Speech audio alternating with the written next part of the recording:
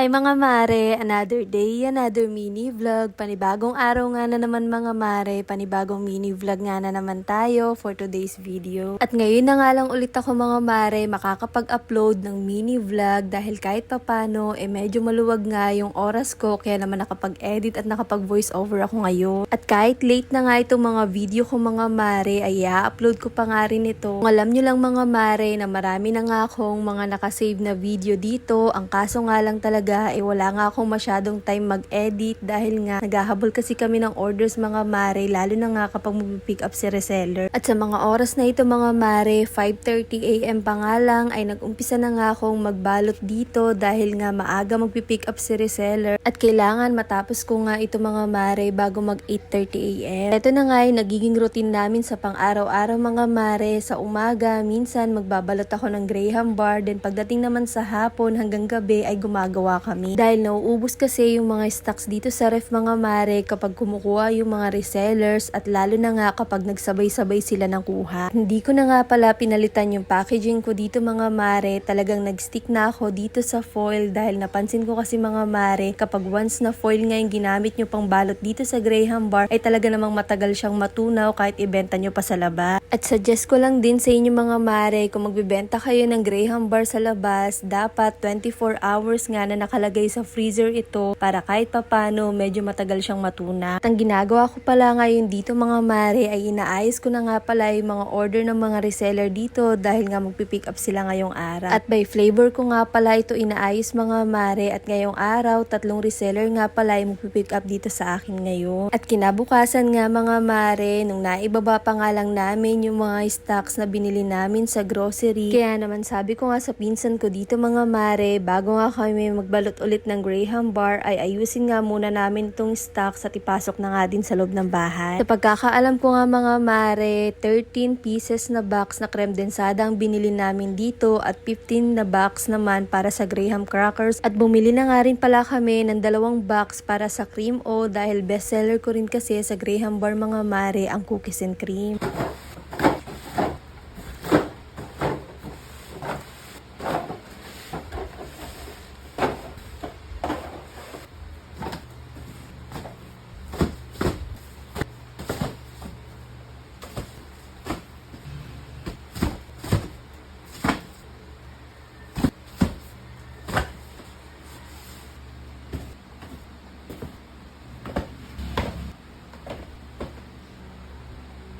At eto na nga mga mare, lahat ng stocks namin. Hindi ko alam mga mare kung ilang linggo ba namin mauubos yan. Pero parang feeling ko 2 weeks lang talaga tatagal sa amin yung stocks na yan. At pagkatapos nga namin ipasok yung mga stocks sa loob mga mare, ay eto nag-umpisa na nga rin kami magbalot ng pinsan ko dito. Dahil nga para kahit papano ay meron nga na naman kaming dagdag na stock sa ref. Alam nyo ba mga mare, matagal na nga rin ako gumagawa nga ng Graham bar. At bago nga ako nagkaroon ng reseller ay umabot pa nga ako ng 2 months. At naalala ko pa nga nun mga mare, nung February 14 and 15, inaya ko nga yung pinsan ko na magbenta nga kami sa labas ng school ng Graham bar. At alam nyo ba mga mare, after nun ay nagkaroon na ako ng reseller at sunod-sunod na nga dumating yung mga reseller sa akin kaya naman hindi na rin kami talaga nakalabas ngayon. Pero sabi ko rin sa pinsan ko mga mare, kapag marami na talaga kaming stocks ng Graham bar ay talaga namang magbibenta pa rin talaga kami sa labas ng school lalo na nga kapag marami ng stock. O siya, hanggang dito na lang muna mga mare. Ito,